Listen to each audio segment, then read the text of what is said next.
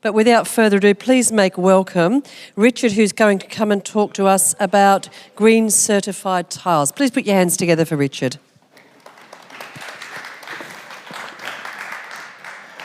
Alrighty, thanks guys. Can everyone hear me?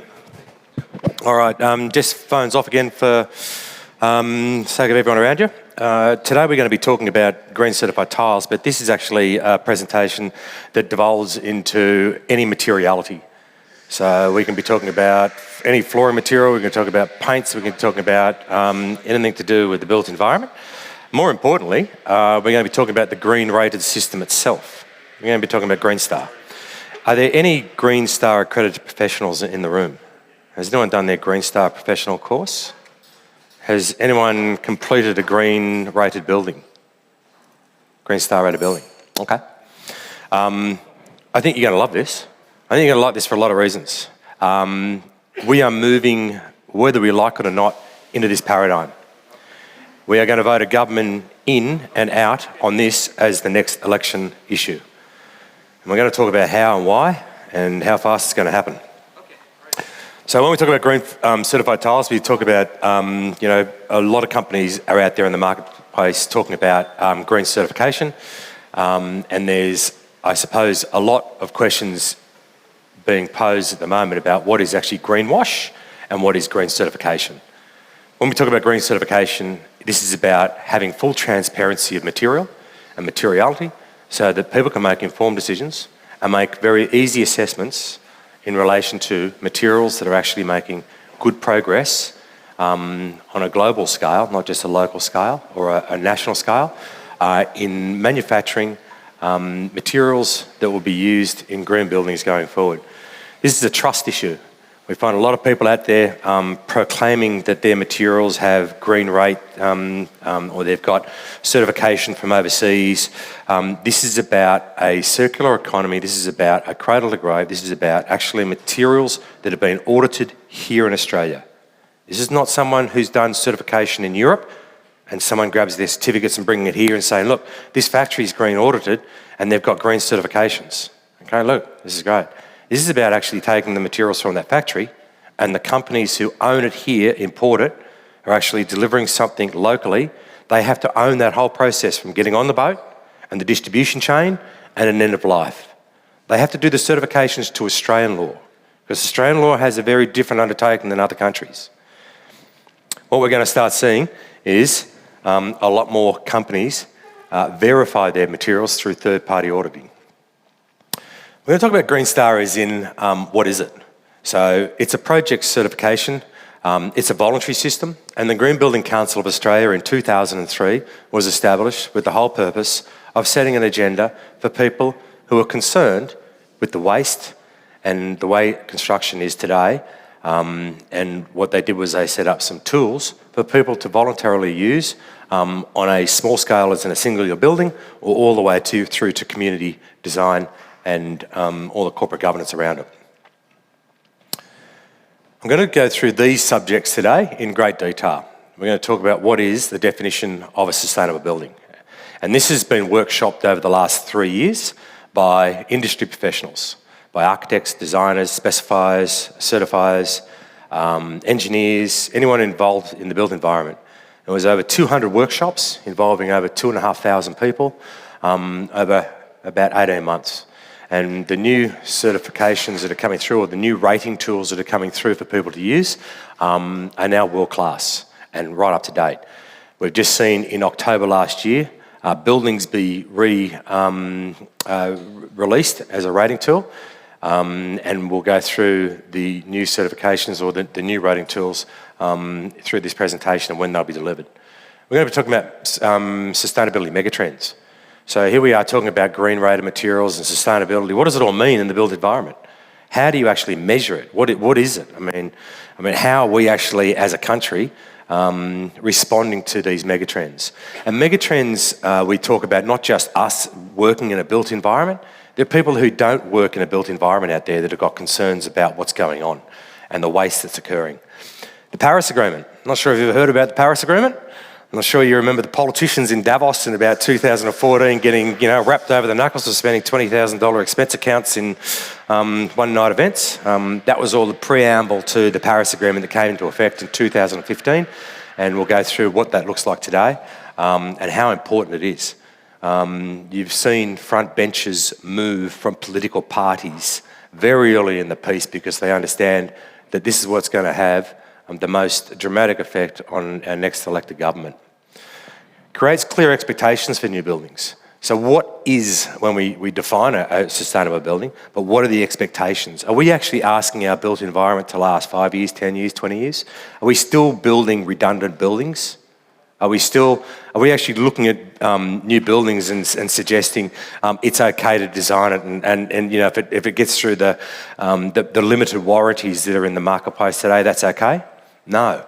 We're actually looking at building environments that are deconstructible. We're looking at building environments that actually have a long future ahead of them. We're looking at minimum 20-year life cycles. This idea of replacement society needs to end, and it'll be driven by government faster than we may like.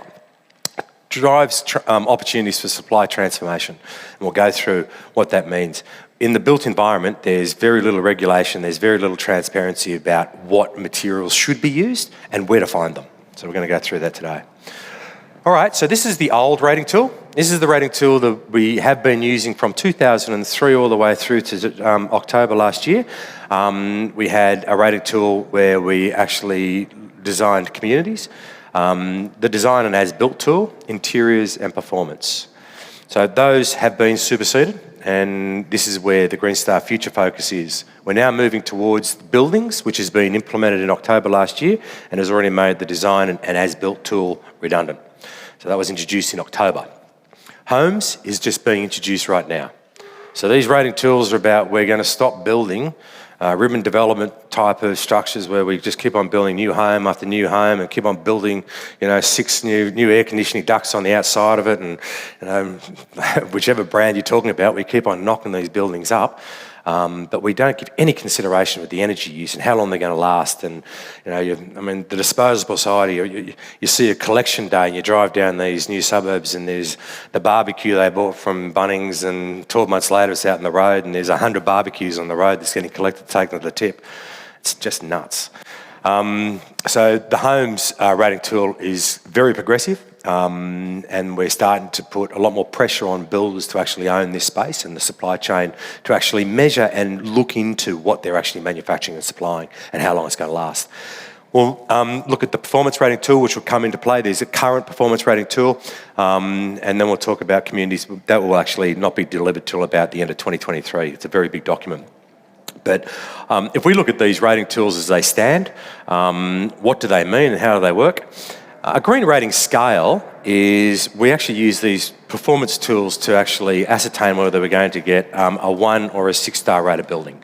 And they work as in, there's a retrospective tool and the performance rating tool, and the other tools work as in we're building as a new environment. So if we're going to do a 4 or a 5 or a 6-star rated building, we can use only the tools that enable us to build from today onwards. The performance rating tools work for companies like Dexus or Charter Hall, or someone who has an asset portfolio and they want to look at the existing assets they have in their portfolio and bring them up to speed as a green rated environment. So if you're a Dexus and you have all your buildings going forward are green rated, not one of them that they're building is not green rated. Okay, and we'll go through the ASX top 200 companies and all of them are building green rated buildings. Why? Because the pressure from government and corporations are that they will not occupy buildings that aren't green rated. Education facilities must be green rated. Universities must be green rated. Wherever you go, the pressure in this space is immense, and it's not even legislated. So the performance rating tool is, if someone comes in and buys this building and they say, righto, well, how many green stars has it got? Well, you actually go through a retrospective process and you actually go through the building and find out how many parts of it are redundant, how much water it's using, how much electricity it's taking. And we actually can give it a rating from 1 star through to 6 stars. But you can't go and get a rating tool, or you can't build a new build and actually try and get 3 stars. It's not good enough anymore. In 2003, when they first started this process, a 1 star or 2 star was a dramatic change from today. It was such an enormous leap from what we were typically doing. But today it's just standard. I mean, it took us years and years and years to get our certifications to get to a point where we could actually put materials into a 3-star rated building. Now, we're actually changing manufacturing processes dramatically to actually make materials that actually fit 5 and 6 star world-leading buildings. How do you get your points? In each of these structures, they break them down and they look at a responsible structure. So we actually look at the core. We actually look at the framing. We actually look at load, bearing and stability components. And you'll get 80% of your benchmark points by cost, meaning that they'll actually analyse all the materials and they'll actually look at the 80% of the costs in building that core, and they'll break it down and they'll say, righto, we want to see all the documentation on all those materials and how many points that we can actually achieve from using concrete or timber or the supplied material. Same with the envelope. So when we actually put a facade on it, or the windows, or the roofing, they'll do the same thing. They'll actually measure by cost 80% of the materials, and they'll actually give you the amount of points that you can achieve to go forward. So if you achieve your minimum points in these areas, that's great, and you'll probably get a 4-star rated building. But if you want to go to 5-star, or if you want to go to 6-star, you actually have to look at materials that have been rated much higher than standard materials. So if you just want to go and get a regular tip truck of concrete, great, but you're only going to get a certain amount of points. If you want to go and see someone like Calyx or some of these really brilliantly engineered new materials that are coming to market, you will actually get like 15% more, or 20% more points, or even 30% more points. And therefore, you can actually start looking at materials and actually calculating how many material points you can get building this new structure, and actually start aiming at a 5 or a 6 star. But to get to 5 or 6 star, you've got to change your building practices significantly, okay? You've got to start educating yourself on the way forward. All the way through to finishes. The only difference between the structure, envelope and systems is they're all measured by cost, and finishes is measured by area. So in tiles, as an example, if this space was 100 square metres and you used 100 square metres of Earp Brothers green certified tiles, as you'll see through this, you will actually achieve the maximum amount of points available. And that's a significant amount of points. Because when we go into it and we start identifying how these tiles have been green rated and how they were scored so highly, we'll start to understand the importance and the significance of those materials being used in this built environment. Okay? So when I mentioned earlier, Green Star buildings have been redefined. Buildings, the old rating system, they used to look at management and indoor air quality and a whole lot of things. But through the workshops, we realised that in 2003, there was a very different world, and today the expectations and I suppose pressures on society are now asking us to look at a lot more areas. So we start looking at, you start seeing it more and more and more on television. We're starting to see corporate responsibility. We're starting to see designing for diversity. All the different things that are coming into place. These NRMA ads, I mean, they're front and centre. These corporate giants are all about talking about their beautiful brand, but they're sending a message. And they're sending a message that the community have asked them to send to them, and that is that enough's enough. Our urban corridors need to be respected. Our developments need to be considered as a longer term prospect. We're not building anything for 5 years anymore. That's gone. Why? Because the government's going to change the way that they tax materials in the future. So you used to get a 600 by 300 gloss white tile from China, and it had a white box, and you still see them today, and it's got ceramic tile, 600 by 300, gloss white written on it, made in China. Doesn't matter where it's made, but it's made in China. Those materials, I can assure you, I've been watching in China being manufactured for 30 years. There were very few Australian folk going into China in those days to see what was going on. But we were quite horrified in the way they were being manufactured. And I'm not suggesting China is the only people that are responsible, but a lot of the materials that are being manufactured in Australia, being manufactured overseas, we don't see the consequence of the manufacturing process. All we see is the box. It's nice and cheap, and we go and buy it. It fits our budget, everyone's happy. Finish our construction, made some money, great, we're moving to our home, we're all happy. But the issue is, we now have the Paris Agreement, and it's been ratified, and the Australian government's got to play the game, and the next party's going to play the game, and political biases decide we will vote a government in that's going to do more than less. And when they get voted in, the way they're going to treat this area is by taxing the living bejesus out of those materials that actually haven't had any verification. So materials that have actually been manufactured with a high carbon base and they haven't been looked into and people aren't actually respecting what's going on, they're going to be taxed when they come in through the front door. So your cheap tiles are going to be really expensive. And those tiles have invested over years and years and years of manufacturing in lowering their carbon footprint, and capturing water and saving energy, whatever processes they do, and through the transparency of the audit process, we'll start looking at materials very differently because those materials will actually get tax credits. That's how we're going to move away from a carbon society. And you're going to vote them in. And you like it or not, which is good or bad, doesn't matter. It's going to be forced upon us through these voluntary systems that are now becoming mandated. So when we look at Green Star's redefined, they've gone into it in an enormous amount of detail. And the most exciting part about all this is we start talking about leadership and we start talking about innovation changes and leadership and sustainability. We start to reward the people that are actually driving these processes and making the improvements. And we will see through this presentation how much change has already occurred. There's a lot of people out there in business that are already redundant and they don't even know it. 10 things expected from every Green Star rated building. The 10 things, when we talk about 5-star and 6-star rated buildings, we start talking about, we're talking about top of the tree. This is where we actually have to look at buildings. We have to understand how long we're designing them for. And that's important because we need to make sure all the people in that space of 10, 20, 30 years are accountable for the performance of the materials within that time frame. That hasn't happened before. You build a home, you get your statutory requirements, you get common law and a whole lot of these other things come into play. But the reality is no one's actually asked for 20 or 30, 40-year warranty and windows on material performance. And it's about time we did. So when we start talking about 6-star, we start going, it has to be fully electric. It has to be more efficient and powered by renewables, built with an even lower upfront carbon emissions. And they measure everything that go into these buildings. It's not your job to measure it. It's okay, it's already done. That's what I do. I go and measure it. And I spend a lot of time and effort doing it. And in 2003, when we were the first company to join the Green Building Council, because this meant something to Australia's 18th oldest enterprise, which is what our family business is, 135 years means that we think differently. We think long term.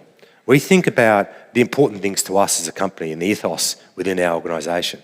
And for us, it was really important that we joined the Green Building Council because we saw the waste that was going on. And there was very little care going on out there about this subject. No one asked us for our certifications until 2017. Everyone's running around and complaining and concerned about this issue. But we didn't get asked by anyone in the built industry for any of our certifications, the only green certified products in the market, not once, for 16 years. So it didn't mean much to other people. We didn't stand on the pedestal and start jumping up and down. We did it because it meant something to us. And today, it's actually gained a lot of momentum and people are really starting to move down this road, which is fabulous. I mentioned global megatrends, climate action. Buildings are responsible for 40% of our global emissions. That's a big number. And if the government's going to come in and find the easiest way out of this trap, political trap, because it's a hot potato, they don't like it. They get voted out really, really fast on this subject because it's so easy to get wrong. But if there's 40% of global emissions comes through the built environment, it's the lowest hanging fruit and it's the first place they're going to attack. And it's going to be the old user pays. They build a highway, first thing they do, get a road tag, you use it, you pay. If you build in the built environment, you're going to pay. So if you're not building green, you're actually going to become really unproductive and really unprofitable exceptionally fast, because the consumers are going to be driving down this road really fast. They already are. And we'll go through it and I'll show you some proof. It's amazing what's happening in this space. So if we stay on the current path that we are, we're going to have to increase energy consumption around the world by 50%. The pressure on governments to close carbon plants, coal-fired producing energy, is off the charts. I mean, we're closing coal-fired power in Australia. That's great. We're introducing renewables. But the cost to change from one economy to the other is immense. Therefore, the government's going to turn around and say, well, if you're building green buildings and you're putting roofing sheeting in, meaning you need less lights, and if you're recycling water and you're capturing your water and you're doing this, well, we're going to give you some really big credits. We're going to look after you. You're going to be looked after exceptionally well, because you've already dealt with my Paris Agreement by getting rid of the fact that I'm not having to actually increase the energy consumption, and I'm not actually having to use all those emissions. Resource efficiency. 50% of materiality of global material use is through the built environment. That's a lot of product. And if you look at, I can give you some web pages. It's not on here, but there's a web page that actually charters all the shipping vessels around the world.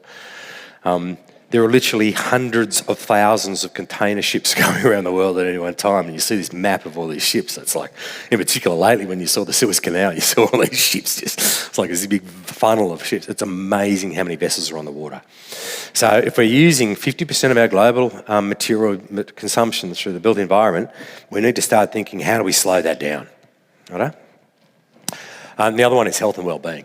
In the global world, Australia is one of the most developed countries there are. But we still have one of the highest asthma rates on the planet. How is that? Our built environment is nowhere near as healthy as we think. And we go to other countries, surprisingly, it's much healthier, and their asthma rates are lower. But yet their air quality is not as good. How can that be? Design has played a very large factor in what's going on in Australia. Believe it or not, carpet has been contributed to an enormous amount of this. Whatever it is. Moist environments. I think I heard a presentation earlier this morning. We talk about the wet environment or the moist environment. These things contribute to an unhealthy environment. And Australia is quite a, it can be quite tropical at times. So when we talk about people are 40% more likely to have asthma due to living in damp or mouldy homes, that sort of is an indictment on what's going on in Australia, because we've got a ridiculously high asthma rate. All right, so this is these global megatrends have been worked on, and we'll see more on it. We'll talk about the Paris Agreement, but this is all brought around and has been. We've looked at the World Green Building Council and adapted most of the Australian change around what's happening globally. So the 7 megatrends underpinning green stuff and new buildings. We talk about carbon emissions. We're going to reduce them. Resilience, their ability to deal with things like COVID. And we're just seeing a big change in the way we work, and it's been forced upon us. And all of a sudden, we can all use the video on our computers now. Oh, look, hello, how you going? Oh, it's amazing. The changes that have been forced upon us, and we've actually adapted really well. But guess what? We're all working from home now. We're actually starting to realise it's actually not a bad thing. It's okay. Not too bad. So resilience and making sure we design communities and we design environments that are more able to deal with these sudden changes that are coming upon us more and more. Water consumption. It's a big concern, because if you actually talk to anyone in the water industry, we've went to build 2 or 3 dams lately in the last 20 or 30 years, and they all didn't happen. So the one up in the Hunter Valley, it's gone. They sold all the land off and they're not going to build it. Not sure if you remember the story of Dubai Bob and Bob canned the one down at Braidwood. He just wasn't in the country when he announced it. But, you know, we've got a shortage of water. We can't provide enough water for the continual growing demand of people. So we need to start managing it better. Don't need more dams, we just need to manage what we use. nature and that connectivity, the circular economy. This is where we start looking at those, we go out the front and all the barbecues are there. You drive down the road and there's like 50 barbecues every time you see a council collection. It's actually about reusing and making sure that we actually support those people within this community. Health and well-being and people. Obviously, we're building these environments, but never before have we been so involved in actually looking at the buildings and what's in them and how they work. 30 years of offshoring our manufacturing. 30 years. We now import all our stuff because nothing's manufactured here because it was so easy to say, we'll just make it overseas, it's that much cheaper. Okay, rather than dealing with all the political issues here and all the stuff that could have happened, we offshored it. And that's great, but let's have a look at a couple of slides. This one here is about coal-fired power generation globally. All those white dots are coal-fired power stations that have closed.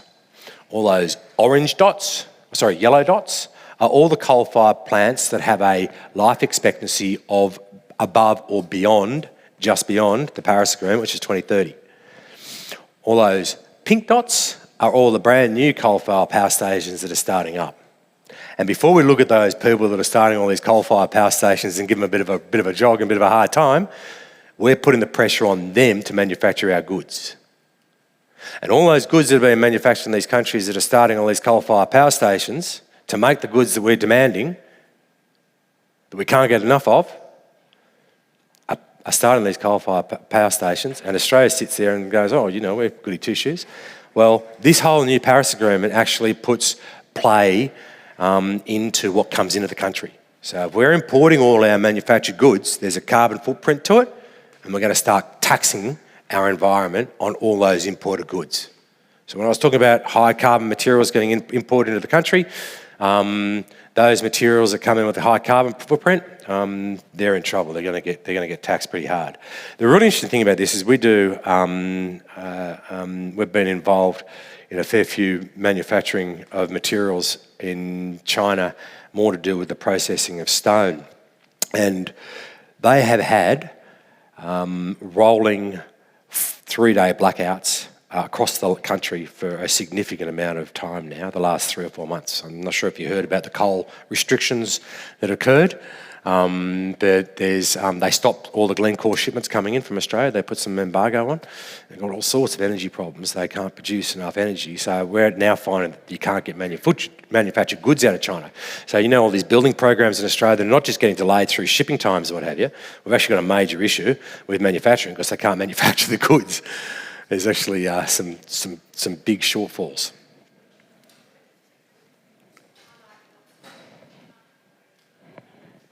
Sorry?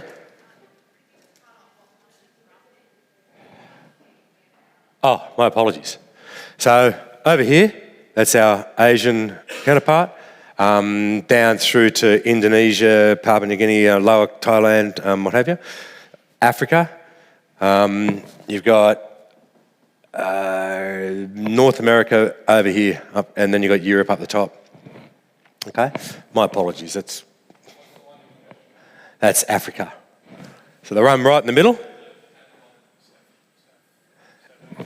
South Africa down the bottom, Europe above it. Have I got a pointer? You can see it now? Righto.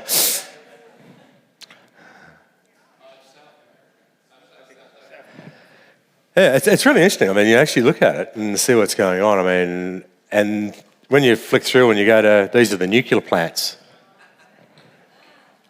Who doesn't mind a bit of nuclear? But, there's 500 nuclear plants around the world. Anyone know that? Does anyone know how Spain gets their energy? They buy all their nuclear energy off France. They've got enormous amounts of renewables and gas and things like that. But, I mean, it's just really interesting how many nuclear plants they've got around the world. So we look at the blue dots. They're all the plants that have a limited time frame on them.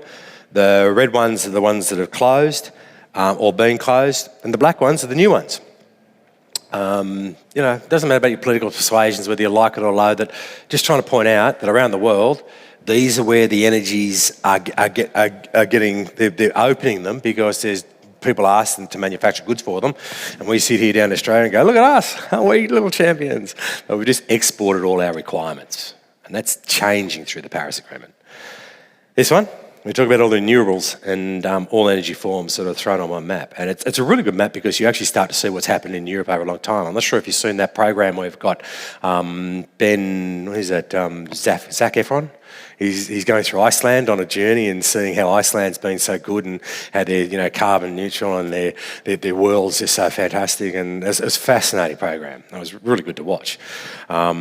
Really informative. But when you actually go to a lot of the European countries, the amount of wind and solar and geothermal and natural gas is quite phenomenal. It's normal. But in Australia, we've had such an abundance of coal. It's just been the way I'm not saying coal's bad, I'm not saying coal's good, I'm just saying, but that's what it is. The Paris Agreement. Anyone know what the Paris Agreement means? Anyone read through it? Anyone been into it? Don't, it's really boring. What it is basically the whole world got together. Now those red things there, can you see that? Yeah, that's America. Now this slide was a little old because they had a change of government. And guess what? It's been ratified. Governments get voted in and out of this, and I'm serious. This is really, really important stuff. And we're actually seeing all countries now either ratified or signed. And what this means is the world came together and they all agreed that we need to start lower temperature to pre-industrial levels by 1.5 to 2%. Agree or disagree, I mean, doesn't matter. I mean, what we're going towards is the world has come together and realised that we're on an unsustainable trajectory, whether it be material use or energy use or whatever it is. And what this is they have come to an agreement where every country has nationally determined contributions. And that means in Australia, where we don't manufacture, it's okay for someone to stand there and go, oh, we're okay, we're all good. But the NDCs are all about saying, no, mate, you're going to get a whole lot of this stuff over here too. And if you're bringing it in, you're going to get, and that's why ScoMo and what have you, they're all trying to work out what to do with it. No one knows what to do with it. It's a big change. Supply chain transformation. Well, we talk about create demand for low carbon products, recognise ethically manufactured products, reduce significant environmental impact, drive investment in the circular supply chain, and drive transparency in the supply chain. Fantastic. And this is really good because no one's actually ever asked what's in the built environment. And we'll go through the red list in a minute and you'll be horrified about your built environment because you've never asked what's in the materials you're using in those environments. And it's directly linked to carcinogenics, and it's now known that our built environment is toxic and it has to change. And the only way you're going to change is by asking your supply chain what's in their material. So this is really good. We're starting to ask the question. Rather than, is it cheaper, we're now saying, what's in it? Oh, that's a good idea. So when we start talking about Green Star buildings, we start talking about there's about 600 member organisations involved. There's about 3,000 projects under certification. There's about 700,000 square metres, of people moving into Green Star rated communities. There's no retirement villages getting done without this stuff anymore. And if they are, they're low demand. We talk about millions and millions of metres of areas that have been certified, and these numbers are they're going to start doubling every year. The benefits. Now, is it important to make money? Yes. Why is it important to make money? That's what we are. We're a capitalist society. We make money. How do we make money? We try and be, innovative. We try and do things differently. We try and be unique. We try and supply, demand.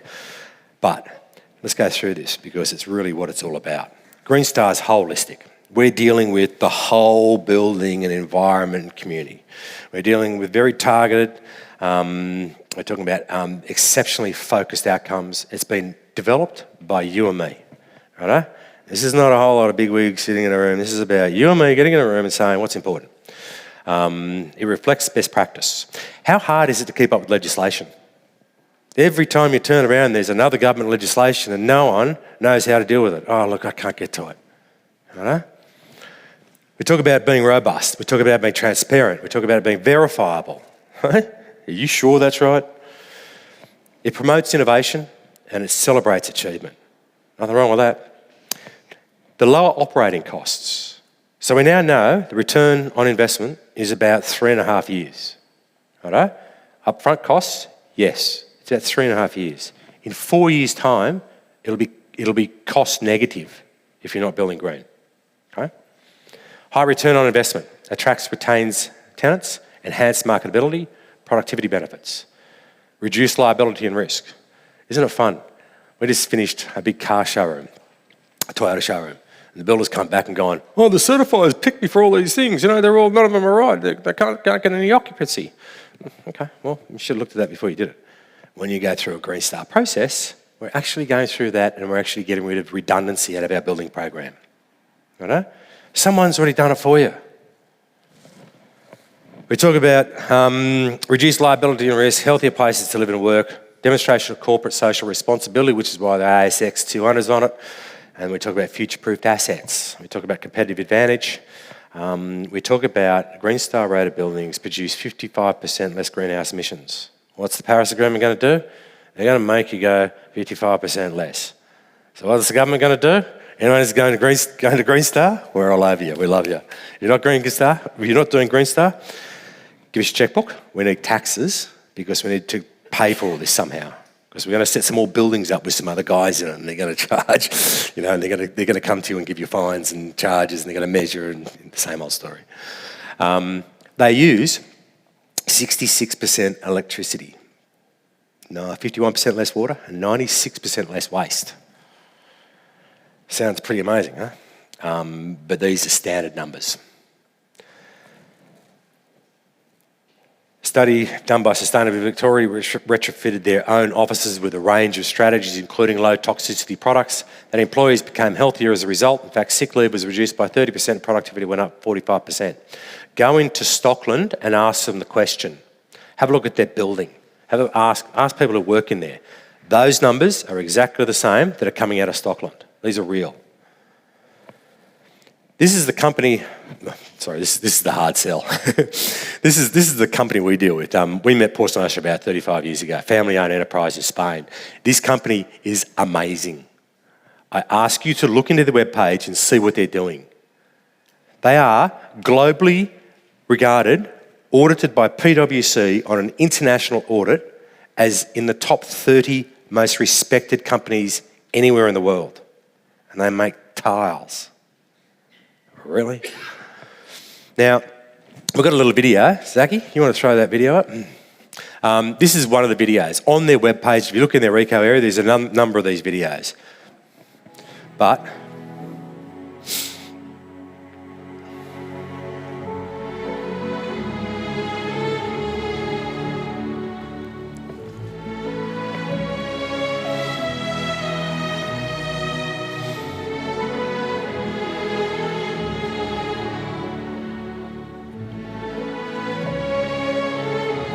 so 1/3 of all the electricity is generated through the cogeneration power system they created that takes it all off the heat exchange on the kilns. All the material minimalisation, all the roof sheeting was changed, no lights. That facility is the most advanced distribution system in the world of any business. Geothermal. They put geothermal all through the business. Massive investment.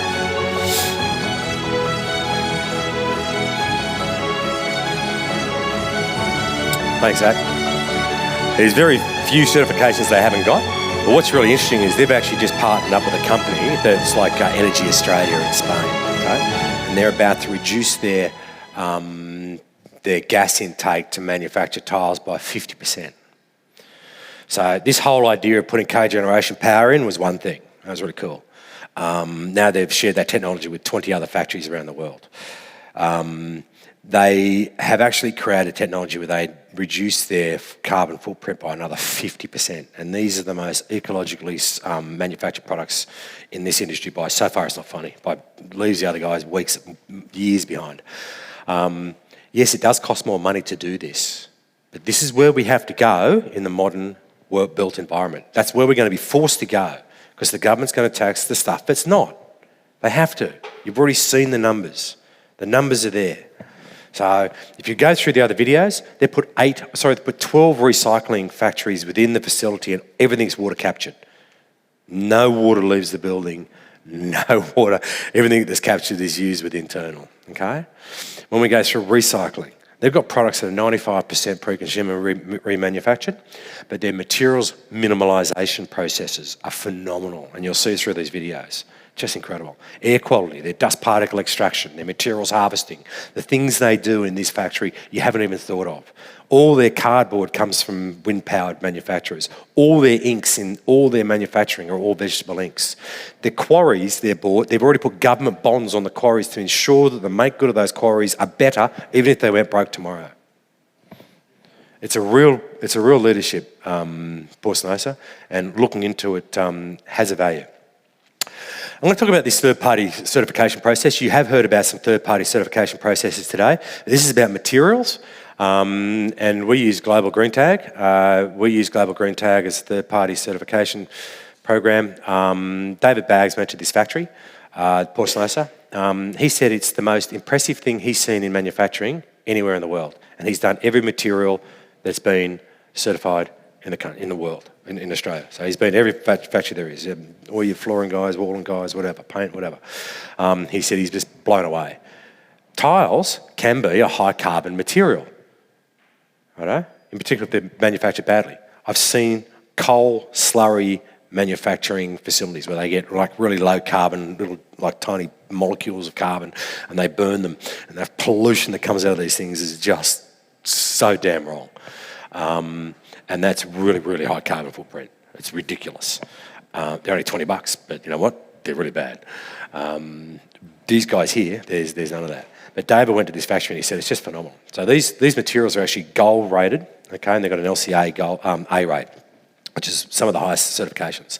But we love this guy because of what he's done. We met him in 2003, which is when we first joined the Green Building Council, but it's the only third-party certification recognised by every major green building, interiors, operations and infrastructure rating tools. You want to stay compliant, you want to stay up to date, you want to make sure that everything is up to code and compliance, you're not building redundancy, you deal with every legislation there is, Green Tag, it's already done.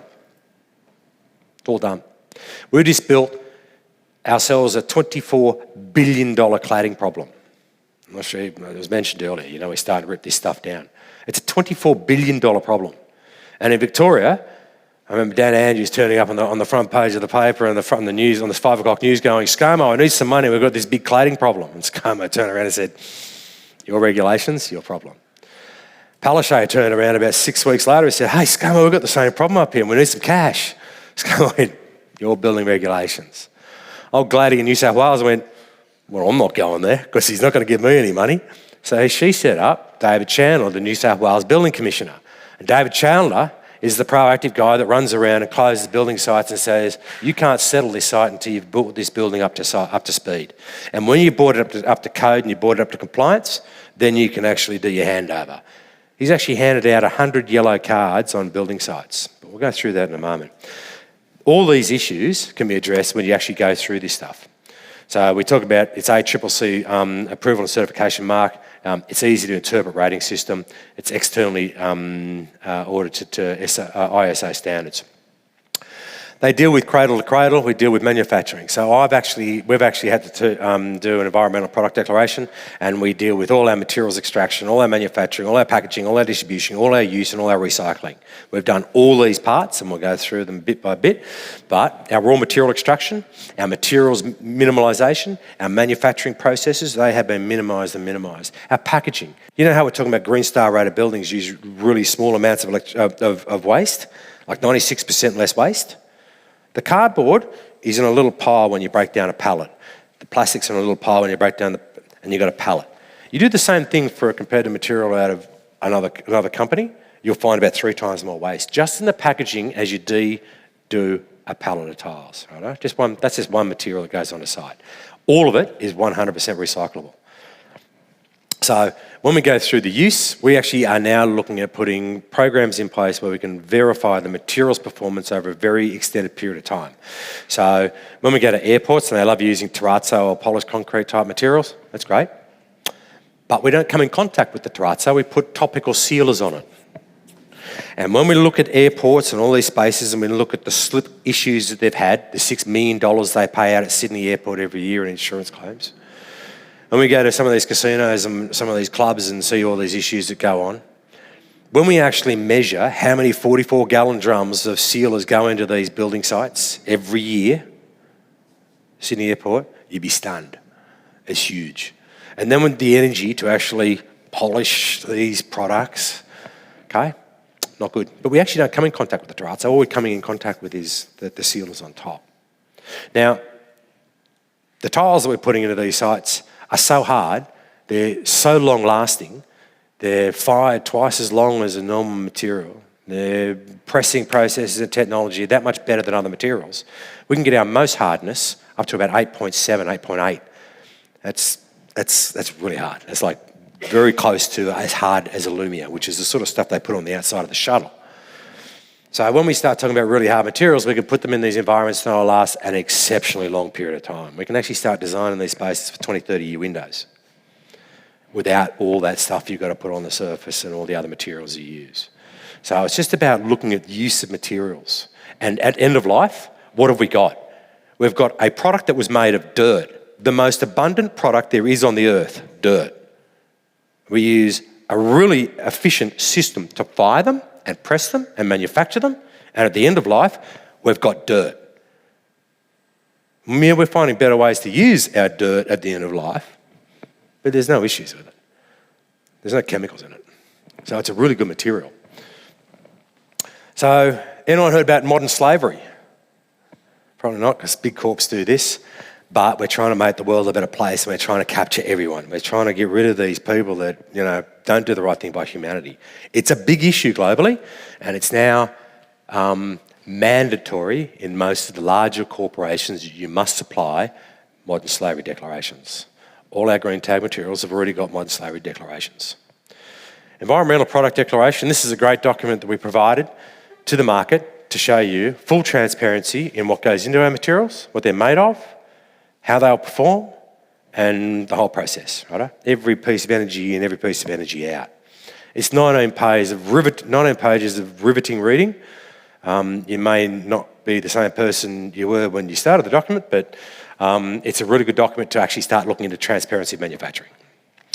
Now, Green Tag use a couple of different measurements. One of the measurements they use in the performance of materiality is life cycle analysis, LCA rate. Okay, we actually look at every impact and every life stage of raw material extraction, processing, transport, manufacturing, etc.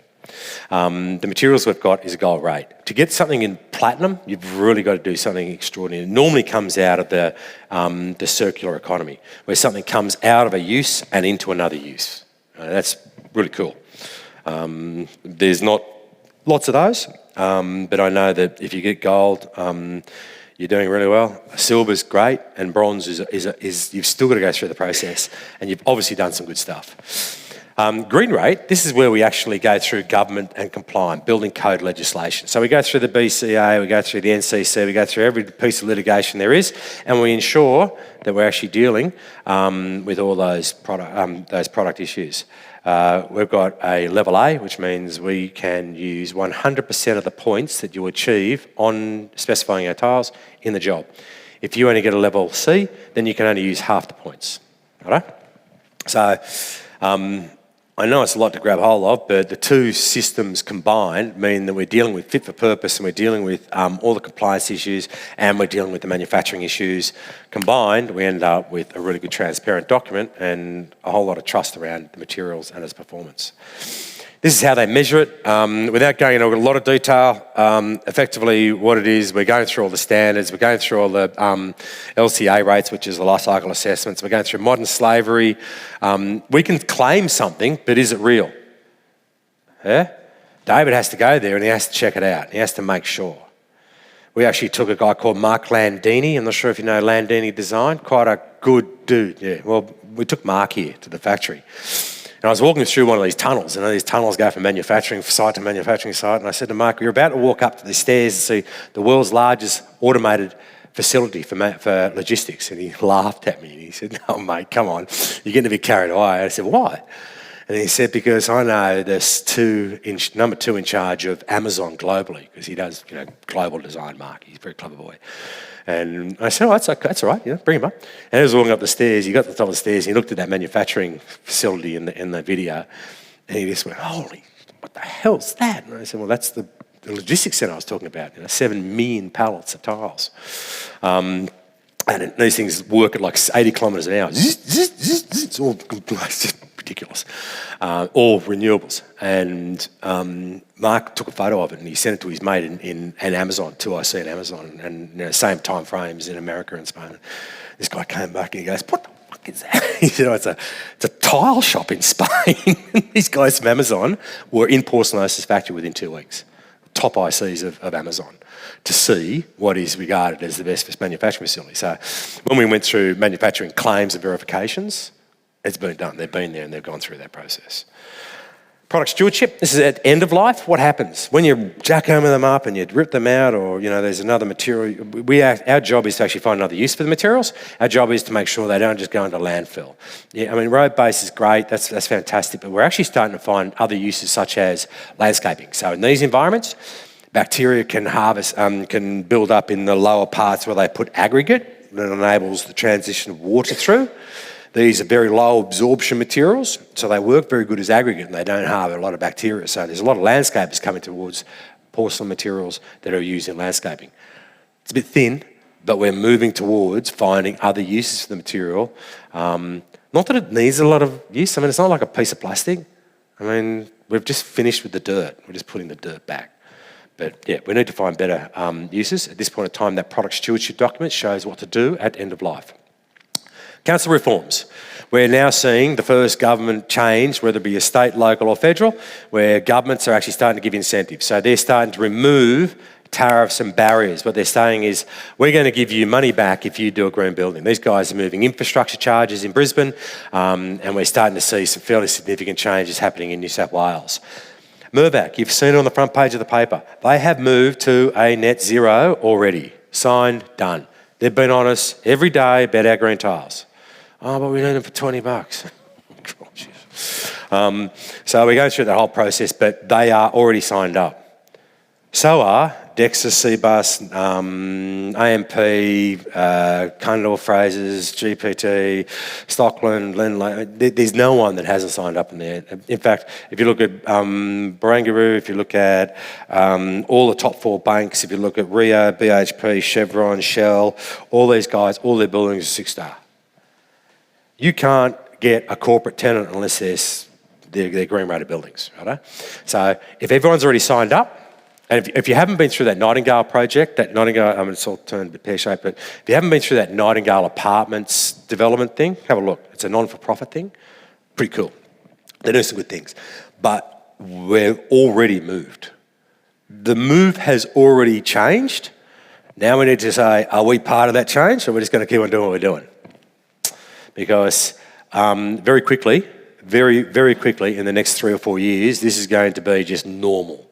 And you'll look back at this conversation in 2 or 3 years' time and you go, oh, I remember that dude that makes gin. Top Global Sustainability Index. So when we talk about Dexus, Lendlease, Frasers, they're all world-leading social and governance index, meaning they're actually being valued globally. And that's really important, in particular, because a lot of these guys operate globally. Sustainable materials, I mentioned earlier, we're starting to look into not just the structure and the performance and the length of the performance of the building, we're now looking into the materials and saying what's in it. Because it's frightening. We'll go through the red list in a minute. It's not good.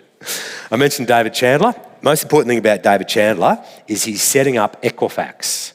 If you came to me and said, Earp, I need some credit, I want to buy some tiles, I'd actually look into Equifax. And I'd get a credit rating on you. And you'd be amazed at the amount of information these guys have got on the system. And I'll get a 30-page report. I'll go, woohoo. Okay, righto. Did you? Oh, okay. So I can look through everything you do on this Equifax report. David Chandler has got Equifax as a data collection company operating in the building construction industry. Every builder, every architect, every specifier, every supplier, every certifier will be listed on Equifax. And you'll have a product, you'll have a score, a performance score. I don't want one, but you're going to get one. Why? Because we're going to start stamping out the bad guys. And if you come through with a whole lot of red ink, there's a fair chance you won't engage them as a builder. If you're an architect and you get a whole lot of red ink, there's a fair chance you won't engage that architect. David Chandler's basically putting everyone on a record. Okay? It's happening. Like it or loathe it. Will it go national? Probably. Just how fast. The Declare label. This is another certification process for materials. I'm going to ask, where's the product come from, what is it made of, and where's it go at the end of life. This is that red list. And if you want to copy this, you can get it anytime. But if you go through this, there's a product there called phthalates. And it's in just about every vinyl and laminated timber type material there is in the market. And it's directly linked to breast and prostate cancer. It's a carcinogenic and it's horrific. And it's in every one of them. It's just mind-bending that no one over the last 30 years has checked the materials that we're buying and putting in our built environment. It's nuts. Anyway, do your own time. Remember the WA Western Australian brand new hospital they built? Multiplex. Remember that one? Talking about a great story. These guys are about to hand over the Western Australian hospital, okay? There's a lot of people coughing and splutting on the streets saying, when's the new hospital going to open? Mirvac had to close it for 6 months because they put all the roof sheeting into the hospital that was full of asbestos. Millions and millions of dollars and 6 months worth of delays. Why? Someone actually asked the question through these certification programs. Otherwise, we would have another instance where they hand over and we have a cladding issue and it's everyone else's problem. $24 billion in cladding. We could have done something really smart with that in this country. And don't be fooled, we are one of the few countries that enabled that process to happen. It didn't happen in a lot of other countries because they captured it. Product Declare label, that's the certificate you get. I mean, it basically shows you all the different parts of what they've done, the certifications they've gone through, etc. Without going through into too much detail. But Declare label is a process that's actually done through the Living Building Challenge. And the Living Building Challenge is another certification program. And you may be aware of the Burwood Brickworks shopping centre down in Victoria. We worked with Fraser Properties on this for 3 years. It took Fraser Properties 2 years to get enough product to actually put in a specification that enabled them to start the process of building. Because they went through Product Declare and every one of their local suppliers, every supplier that Fraser's a big company, every one of their suppliers didn't actually have the audits of their material. And by the time they went through the audits, it took them 2 years to find enough supply chain to actually build a shopping centre. First in the world, fantastic, congratulations, really good building. It took them 2 years to find enough materials to actually build it. And they finished it about 18 months ago and they're now going on the resi side. So yeah, quite an amazing construction and an amazing development if you want to read into that Burwood Brickworks site with Fraser Properties.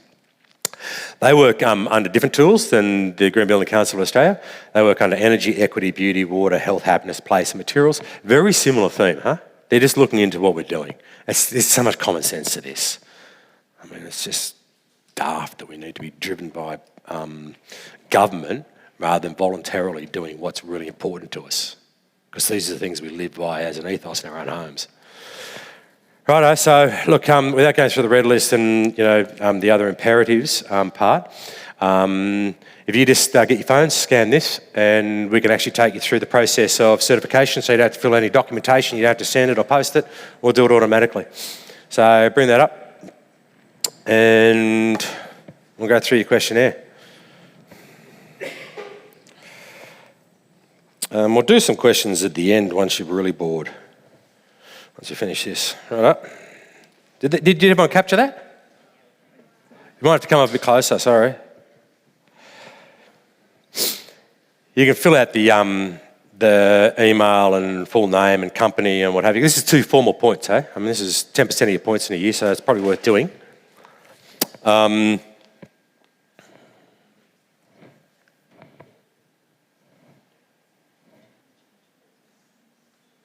got it? Yep, that's it. Righto, so when you open it up, it'll ask you some compulsory information, your full name and your company details, your date of birth, credit card number. But once you've actually filled all that out in your own time, and what we'd like to do now is actually just go through the learning outcomes so we can actually get your questions completed without too much further delay. Just give you a Give me a minute just to get all that in. All right. Ooh. Zach, what do I do? Cool. How do I open that up? That's a trick.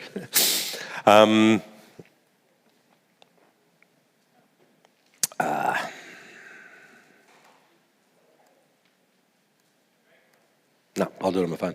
Right, I say if you've opened that up, I'll just go through the questionnaires. The first one, learning outcomes and questionnaire. Is everyone ready to go? Yep. Nope. Okay. It's much easier doing it this way. Then you don't have to come back at it. And you're getting an ad. Yeah. Wow. Come back here. Just go back. Go back where? Just go back one. Yeah, that's not us. Don't know how that came up. Yeah, scan the. Can you go back a field like this here? Go back. No, it's not. Yeah, here. Yeah, I'll try it. Yeah, try it again. Date is the 18th. 18th.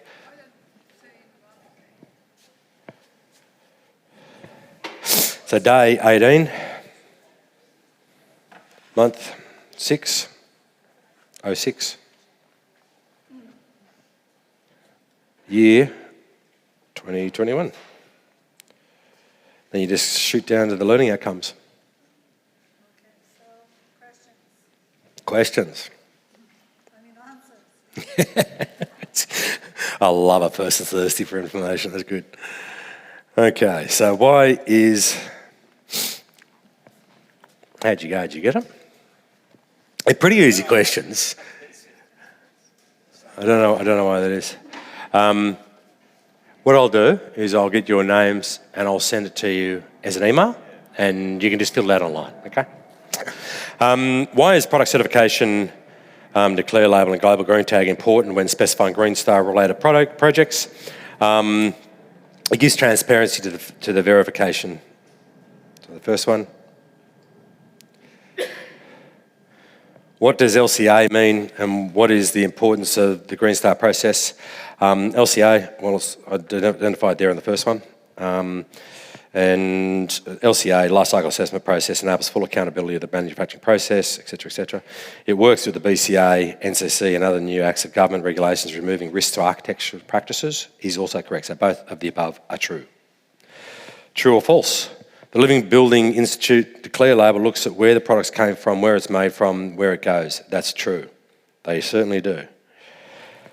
Are Green Star certifications compulsory, and how does it work? No, it's voluntary.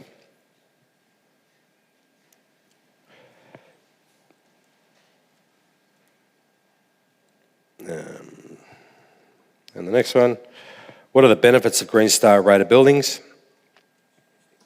It's holistic, targeted, it's industry developed, all of the above.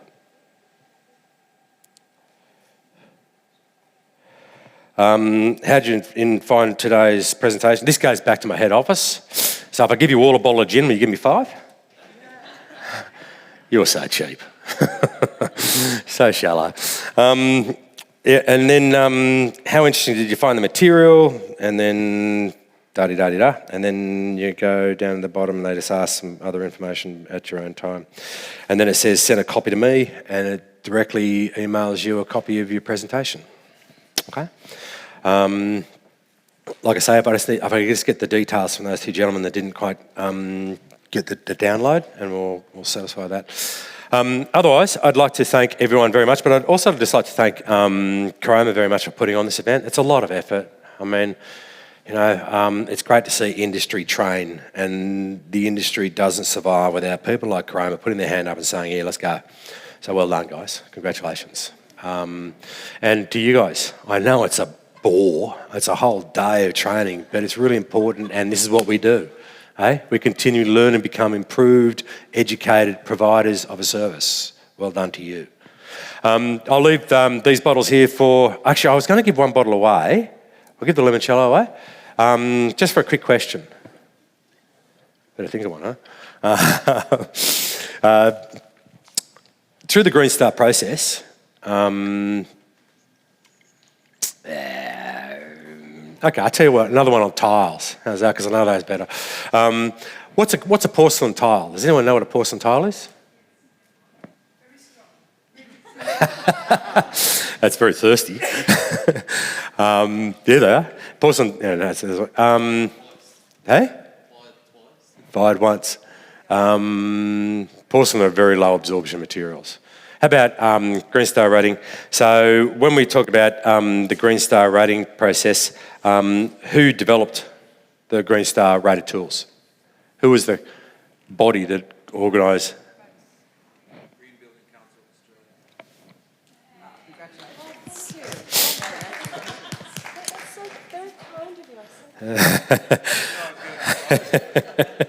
You would have got the wrong answer. All right, thank you, everyone. Much appreciated. Enjoy the rest of the afternoon. Mm-hmm. That's great. Thank you, Richard. So what we might do, are you open for any questions at all from the group? Yeah? Okay, we might actually ask a couple of questions from the floor. I think that maybe Matilda has a question. She's got a burning question over here. So Matilda? Hello, and firstly, thank you so much. I know I'm not alone when I say you just blew my mind. Kind of a personal question. How did you get into this industry and what made you just, get on the sustainability bandwagon? Yeah, no, the true story is I remember when I was a young bloke in the field and I had one of my first tours overseas and I saw all these manufacturing facilities and I actually saw the rivers around the manufacturing facility in Italy and Spain. All the rivers were white. And it was all the crap that they used to pump into the rivers. I was like, what the hell? I used to catch the train every morning just looking and go, what are they doing? A couple of years later, it disappeared. I thought, so they've stopped it. And about 5 years later, in 1993, quite a long time ago, I went to China. And we were the first people from Australia in business in China, I can assure you. I'll never forget waking up for breakfast and this lady had put bottles of stout on the breakfast table. And I said, she said, I hear you Australians like your beer. It's like, not that much. But we actually started seeing things that for them, they had very limited resources and they were making things as best they could. It's not a critiquing of them, that's what they had. No one taught them anything, no one showed them anything. But we saw coal slurry-fired power stations and they're still going, they've still got them going, and these churns of pollution that was coming out. And I was just standing there going, what? And I just said, no, we're not having part of that. It just didn't work. And I don't know, I mean, a lot of people went in and bought those tiles and that's what ran the Australian economy. 67% of our imports come from China. And it's only now we've audited a factory that's finally been manufactured by a Harvard graduate in manufacturing that we have just started to procure materials for Bunnings and all the retailers and what have you. And it really burnt in my mind at that very early stage that unless we start procuring things with some degree of ethos, this is going to turn pear-shaped. And over the last 25 years, I've watched it all unfold, and I've watched companies talk about them doing the right thing, and I've watched this political thing come to a head, and I've listened to all the debates, I've read all the papers, and it just got to a stage like, this is dumb. And we just decided to stay down this road, and when the first people joined arms and said we're going to put the building society together, the Green Building Council together, we joined. When I found David Baggs lecturing in one of these halls down in Newtown, I went and found him and said, mate, you're amazing. And, it was a real pain in the arse. Like I said, we had to go through this whole process of certification. We had no idea how to do it. And we went to the factories and none of them wanted to do it except Porcenosa. Porcenosa is still a privately owned company. These people drive around in old 3 Series BMWs. I mean, they could own the Bentley factory, yeah? They couldn't give a damn about it. They are actually seriously driven as an ethos, as a family, that this is important. And I think that's what we're going to find. We're just going to find that those are on because they believe in it and this is what they are, and that those will just say, if I have to. And there's a whole lot of stuff in the middle. That's just us. There's no right or wrong to it. It doesn't make us better or worse. It's just what it is. That's how we see it. That's great. Thank you, Richard. I think there's one question at the back. Yep. Isaac, did you have a question?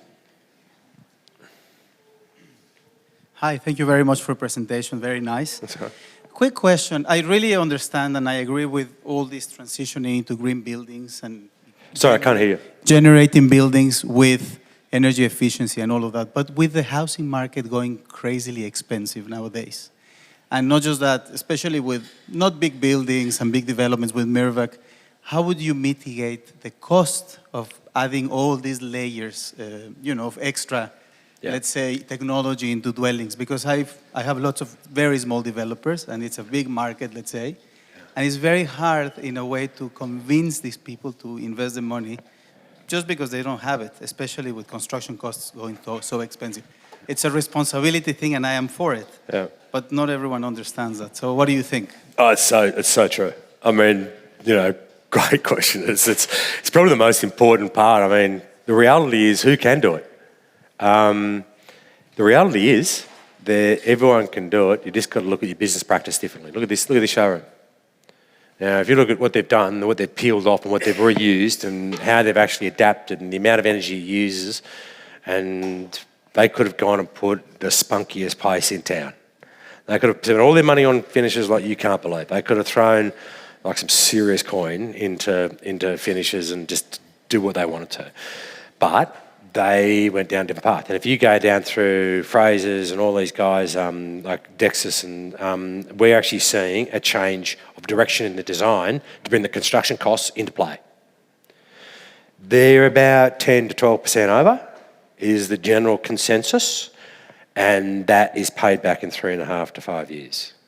In the next 5 years, we won't have a choice because the government will actually put the taxes in play for them to extract the cash to do what they have to do and remove us from a carbon society.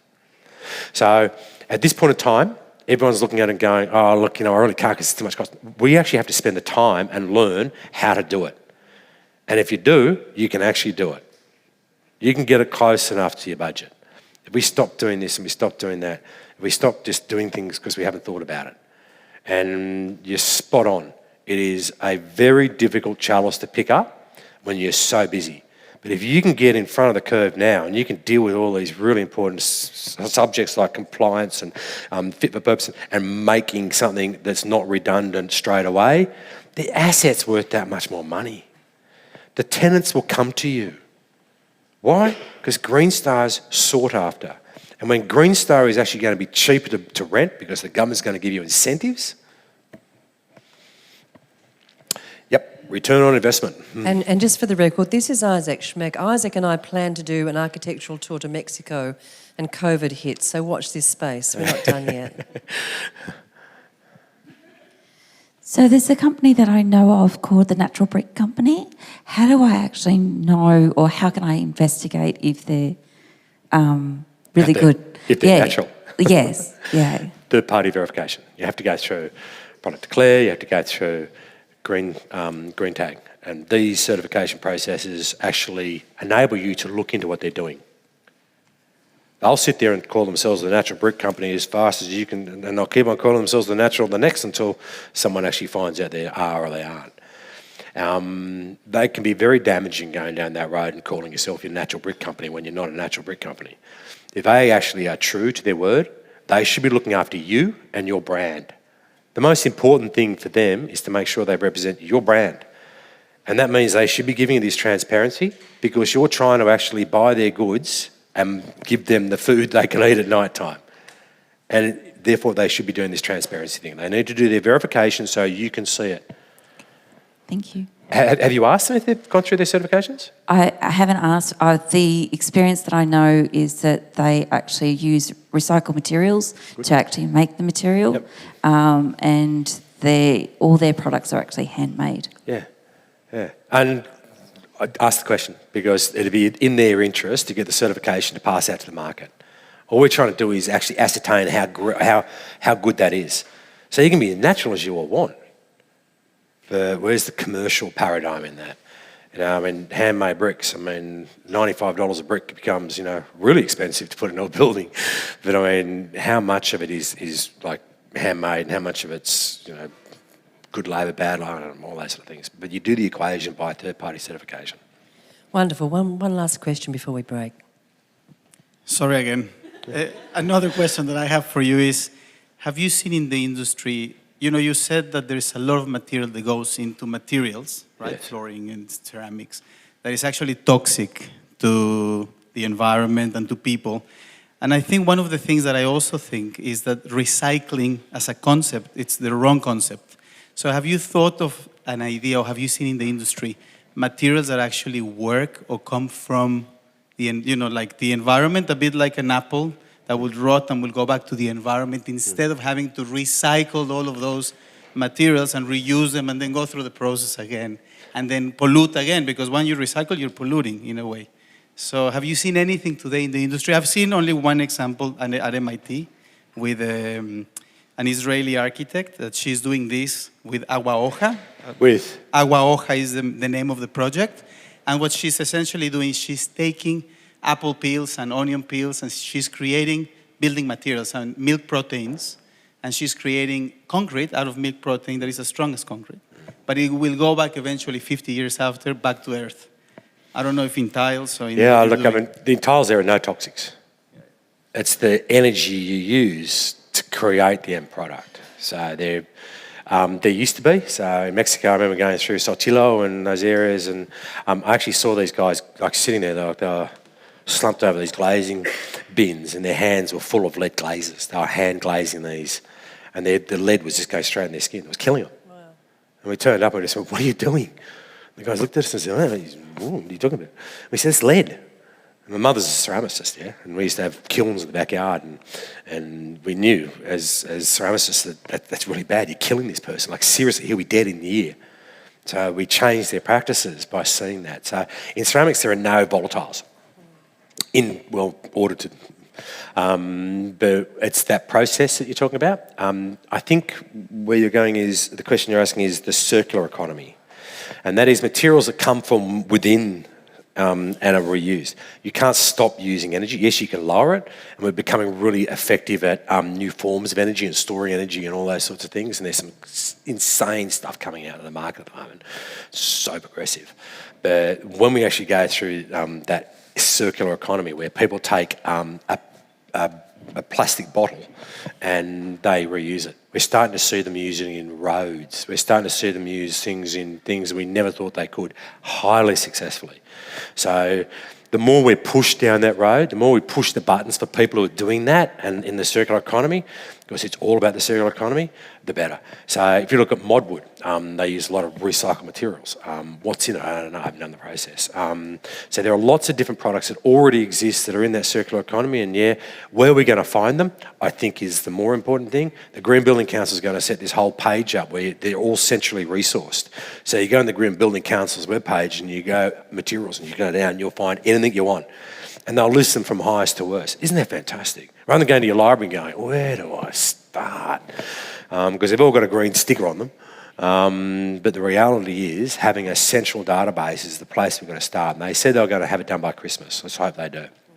So, yeah, great question. Wonderful. It'd be lovely to actually connect the two of you. This is one of our keynote speakers, and those of you who don't know, Isaac had looked after affordable safe housing in Mexico and came and spoke with us about the same, and he's involved in a project with Zaha Hadid and myself with tiny houses. Yeah, right. So it'd be great to connect you. David Baggs is also one of our keynote speakers. Yeah, cool. And as I said, sustainability is one of our underpinning ethoses, and we all have to contribute. So the question I have for you is, where is your nearest showroom?